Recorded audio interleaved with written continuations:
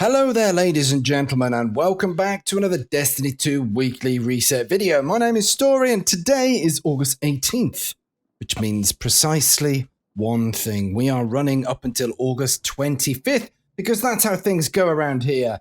Chonky cheeks. Anyway, how are you enjoying the solstice of the heroes? I hope you're grinding away to your heart's content and aspiring to look like one of these stone guardians here, looking very fiery and lovely. But anyway, what have we got to do in Destiny 2 this week? Let's have a look then. If you're new to the game, welcome. The warmest of welcomes. Come on in, rest your head and arse, and pull up a pew, because you got to pour yourself a brew and have fun with the tower map, because this tower map represents a lot of things within the game. For example, look at these vendors here. Vendors are like your best friends. They administer bounties, quests, challenges, exotic quests, all kinds of stuff. It's crazy. For example, our gunsmith here has a challenge for the week. Complete 8 of his bounties for some powerful gear at tier 1. Gear comes in a variety of tiers: tier 1, 2, 3, and pinnacle. Pinnacle is the highest of the gear that you can get in terms of your power level and will boost you the most.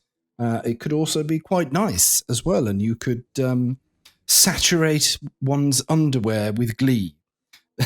Anyway, that is the powerful gear business, and these are vendors. We've got the same with Shax over here. Weekly bounties, 8 of. Powerful gear at tier 1. Same with Zavala here. And then there is clan rewards. If you happen to be a member of a clan, 5,000 XP will get you some powerful gear at tier 2. Note that's tier 2. And the same with the Drifter. And then don't forget, Means to an End questline will get you some pinnacle loot as well. That is with the Season of Arrivals there. And of course, the Prophecy Dungeon, accessible via the tower for your pinnacle loot there. Isn't that amazing? Anyway, without further ado, let's get into the destinations. This is the direct screen where all the planets that you can visit in the game at the moment. And this is the Vanguard playlist. 4 things on the menu. The first being the daily heroic story missions. This is basically your chance to replay favored missions from the campaigns over all the seasons there. But the meat starts here. Vanguard strikes. The weekly is complete strikes using the same subclass element as the currently active elemental burn. Now, 3 strikes completed with the above attributes will get you pinnacle loot. Now, the weekly elemental burn is Void Singe, by the way. There you go, and the daily modifiers are iron and heavyweight, so have at it. Then we've got the Ordeal. This week it happens to be the Festering Core. If you complete 3 of these strikes, you'll get some powerful gear at tier 1. And then the other weekly challenge is to complete a team score above 100,000 points, and that's for your pinnacle loot. So stand back, have fun with that. And then we've got a vanilla Nightfall playlist. It consists of 3 of our favorite Nightfalls this week. We've got Exodus Crash, Savathun Song, and Warden of Nothing. Now, these Nightfalls do have some specific loot, specific to these very strikes, that if you happen to grind the strike over and over again, that it will increase your chances of getting said loot. Now, Exodus Crash gets the Impact Velocity Exotic Sparrow. Then there is Savathun Song, will have you the Duty-Bound Auto Rifle, and Warden of Nothing will net the Wardens of Law. Warden of Law. Warden of Nothing, Warden of a Law. The law of the Warden, don't you know? Isn't that amazing? I can hear you screaming right now. Anyway, let's go on to Gambit. We've got a PvE activity here, the Reckoning, that comes in 3 different tiers. 3 different flavors there. This will have a Solar Singe for the week, and it's got Grenadier for the daily modifier. There you go. And then there's Gambit, Gambit Vanilla, and Gambit Deluxe. 3 matches completing either or of these playlists will get you some pinnacle loot, ladies and gentlemen. That is pinnacle loot. Have I said pinnacle enough there? Maybe not. Anyway, moving on to Crucible. This is the PvP area of the game. This is divided into 2 types of playlists. We've got rotator matches at the top here. This week it consists of Clash and Lockdown. Those are your rotators. 4 games of that completed in either or of those rotator playlists will get you powerful gear at tier 1. And then there's Core playlist, which will consist of Rumble, Control, Elimination, Survival, Freelance Survival, and Classic 6-Stack. 4 games of this will get you pinnacle loot. So there you go. And of course, there's some private matches there if you want to test the mechanical dexterity of your grandparents, for example. 1v1, your nan. There you go. Moving on, what else is there? Well, the flashpoint this week happeneth to be on, it's not Mercury again. This is what the API is telling me, and I'm calling BS on that one. I think it's on, it's not IO, it's got to be Netheth. Netheth? Yes, it is. It's Nessus this week. So that's where your flashpoint is. What's a flashpoint? Well, get involved in public events. That's for one. For example, there's one spawning in here in 50 seconds. Do that, complete that with your friends and family, and you will see this bar that Failsafe has here progress upwards around 20% or so, depending on whether you get it heroic or not. But anyway, fill this bar up to the top, and you get some powerful gear at tier 1. So the flashpoint this week is on Nessus. Now, in other activities, we've got the moon. One of my favorites, personally, I do love the moon. We've got some nightmare hunts. The weekly is complete 3 of these hunts, and that'll get you powerful gear at tier 1. Then there is completing a nightmare hunt on master difficulty. That will get you pinnacle gear. Speaking of pinnacle gear, you can also obtain this from the Pit of Heresy dungeon. And we've also got the Garden of Salvation. That's fabulous. And then don't forget, in Sorrow's Harbour, there is the Altars of Sorrow.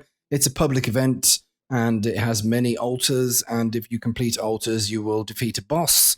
And you can get some loot from that as well. There's 3 different bosses that all yield different legendary weapons.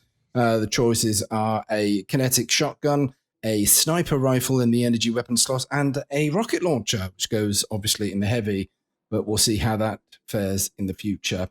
Then, of course, there's some vendors on the moon as well. We've got the Lectern of Enchantment. If you kill 30 nightmares in the Altars of Sorrow activities, you'll get some powerful gear at tier 1. And, of course, Eris Morn has got her Luna's Calling shenanigans, and that'll also get you powerful gear at tier 1. In other news, at the Dreaming City Curse Week is on week 3, and the Ascended Challenge is in Aphelions Rest. This week, that's over there. So don't forget to meander over to Petrovenge and pick up your bounties before attempting said things, because that's the way that it goes. And anyway, what else is there? Well, we like to have a look at the bounties.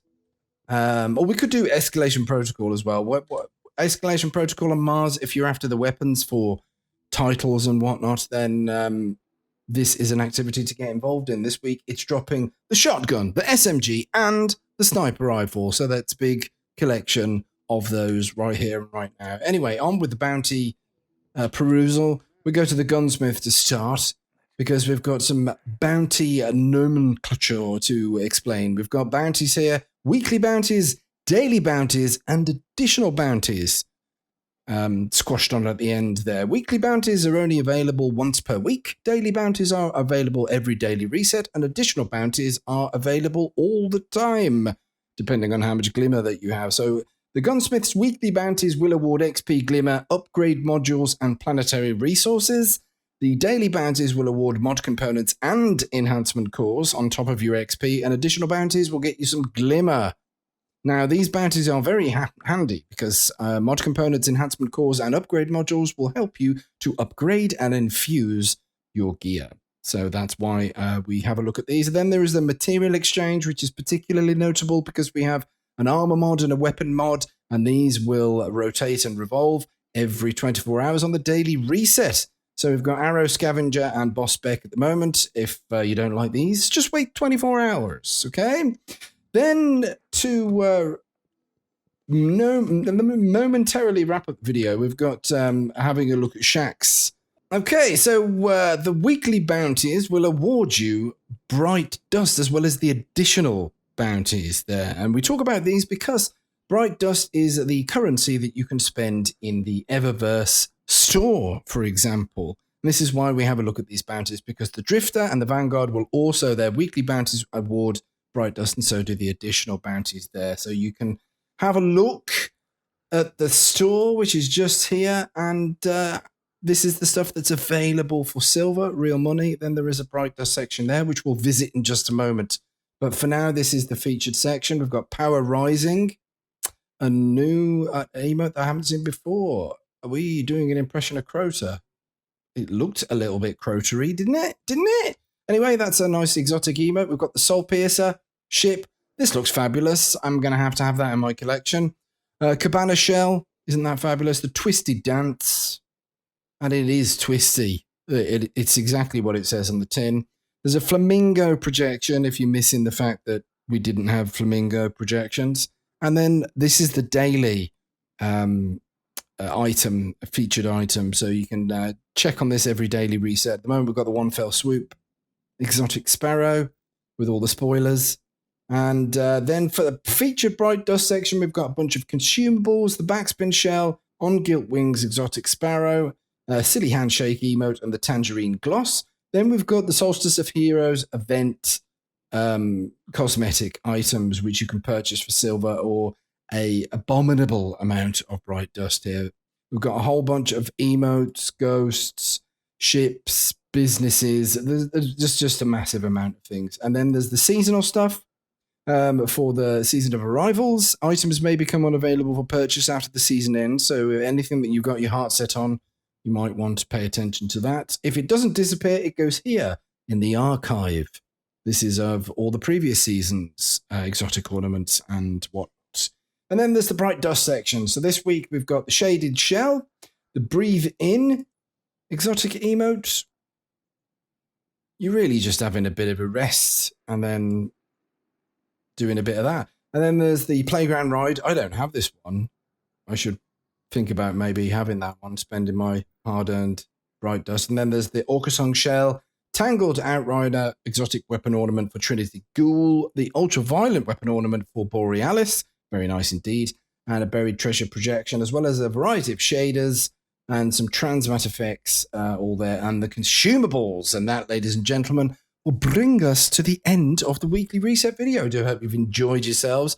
I would like you to keep safe out there. We're still in the midst of a global pandemic. I do hope that no one has this horrible virus in your family and in your friend circles, but do be safe. Wear a mask, protect yourselves, and stay safe. Have an absolutely fantastic week in Destiny 2. I hope you get all the things that you're grinding for.